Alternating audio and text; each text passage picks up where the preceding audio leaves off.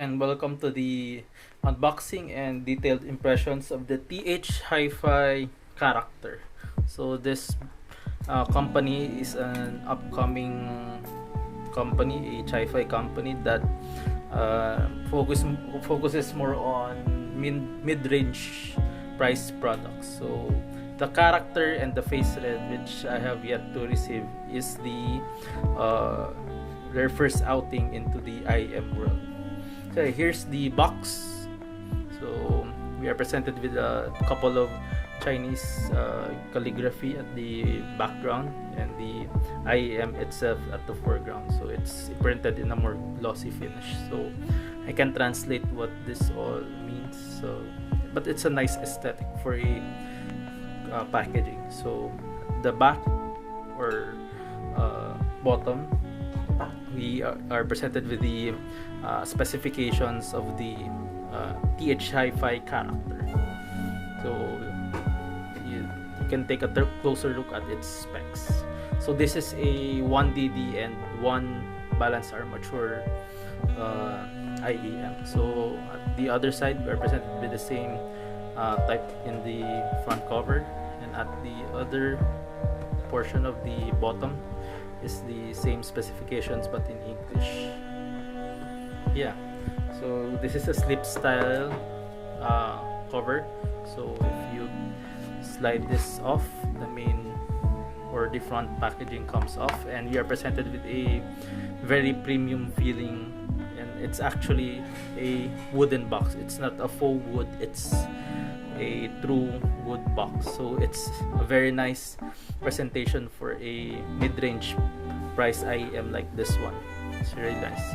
So the THHifi logo is actually engraved in the front of the box. So it lifts up open, and you are greeted with the same THHifi protective paper protect the IEM's faceplate. It's in a gold glossy printing. So here are the IEMs themselves. So yeah, let's take them out the back, and here they are. You can take a closer look at them if you want to.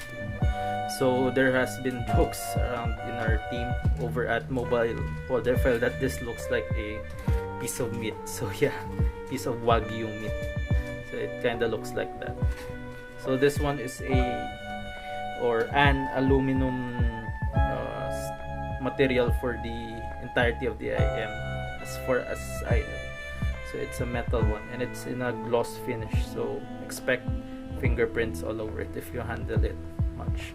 So you can see my fingerprints over there. Yeah, the entirety of the IM is metal, and its interface is an MMCX1 if you're into that. So yeah, that's the IM. And as for the heft, I expected them to have more weight than this one has, but yeah, it's lightweight. If you like lightweight IEMs but in a metal build, this one will be up to your liking. So let's put them to the side, and we are presented with a manual. Yeah, you can look at it closer if you want to. Guidance for wearing, cable replacement diagram, all that. And at the bottom of the box, we are presented with a case, a rather nice one. I don't know if this is a true leather or full leather one. So we are presented again with the logo THHifi at the front, and it's embossed into the leather. So it opens up like this, and we are presented with the cable. So this cable really reminds me of the one that came with the topaz. So it's very identical to that. So there's a cable organizer that comes along with it, and it's in the same color as the case. That's a nice touch. So again, with another case, and inside we're presented with a couple of tips. So we're presented with the wide bore ear tips, and for the other inclusions, there's a Seems to be a balanced one. So yeah, it's somewhere of a narrow for this one. And another variant of the wider bore material. So yeah, I'm kind of confused of what this should be. So judging from my knowledge of these tips, so it may be one for sound stage and one for vocals, and this one is for a more balanced experience. Yet another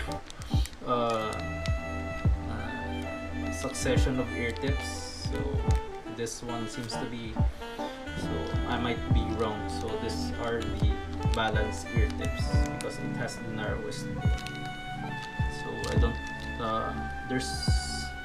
I have yet to read the manual, so what these ear tips correspond to. So I'll see what effect they'll take for the IEM.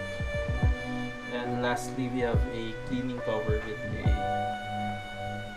cleaning tip for the IEM. So yeah, that's truly a hefty unboxing for this IEM. My first impressions of the THHifi character. So for the overall tonality, it is neutral/cold with an excellent sub bass. So treble is probably the best one I have encountered in this in my collection. So extensions, which is the upper treble extension and the sub bass extension at both ends, are well represented and rendered. So it's definitely a leaner presentation but not too sterile sounding. It also scales excellently with additional power, which adds more authority and purpose to the overall sound. So for the bass, it is clearly sub-bass focus. It packs a lot of rumble in every song it uses. So the mid-bass is not completely ignored despite the sub-bass focus. It has an excellent resonance that does not overstay nor offend with its presence. So it has an average time when it comes to decay but attacks with surgical accuracy. So it leans very, very close to my preferred way of tuning the bass frequencies, which is sub-bass focus with a nice transition to the mid-bass, which is a huge plus for me. So in my subjective opinion, the bass in this one is probably the closest to what I actually prefer in a bass frequency tuning. So if you're wondering how I want my bass, THHifi character really nails that closely. So for the mid-range, it's definitely a leaner presentation, which can be attributed to IEMs like Moondrop's lineup. So that similar leaner presentation, but it still retains a sufficient amount of meat and dirt in it to really make for a clean yet fulfilling listen. So both male and female vocals are rendered with finesse and impact. So it has great layering for vocal melodies and harmonies to come through. So it really gains that oomph to the vocals when you're listening to vocal heavy artists such as in my library, which is Alice in Chains and Nightwish and sometimes Behemoth. So instruments, especially orchestration in classical music such as Beethoven and other, and my preferred era for classical music is the Baroque era, which is graced by Bach and other classical artists of that time with grandiose presentation. It's really a great IEM for that. It presents itself with my aforementioned grandiosity. So it does not, yet that grandiosity does not overload the listener with too much richness. So yeah, if you're prefer your mid-range, a leaner presentation but does not focus too much on that leanness that it sometimes becomes a sterile experience, so the THHifi is for you. So if you're looking for a meatier and grungier mid-bass or mid-range presentation, so the THHifi might not be for you. So for the treble, it's a shimmer focused IEM. So but it's backed up with a great body that treble heads will absolutely adore. Performance nuances such as snare drum ghost notes, pick attack when a guitarist picks his or her strings, or in orchestration, in when the violinist's bow hit the strings or a harpist plucks the strings. So that's what I mean by performance nuances are presented with great detail and resolution, all the while being natural and unforced. So the best part of the treble presentation is its near perfect treble extension, which leaves its great impact throughout the spectrum by providing all instruments sufficient room to breathe in. So the only criticism I can point out for its treble performance, it's that it can be a bit of a tiring listening experience, especially to treble sensitive ears. So add that up with the linear presentation of the mid-range and the shimmery output of the treble, so it can be a tiring experience for especially those who are treble sensitive. So for the soundstage and imaging, it's also another exciting part. Both are of high points. If I have to give out points for each presentation of my first impression. So it's especially its soundstage. It almost rivals BQ-EYZ in terms of a cavernous soundstage. So that of which is greatly helped by the aforementioned near perfect treble extension.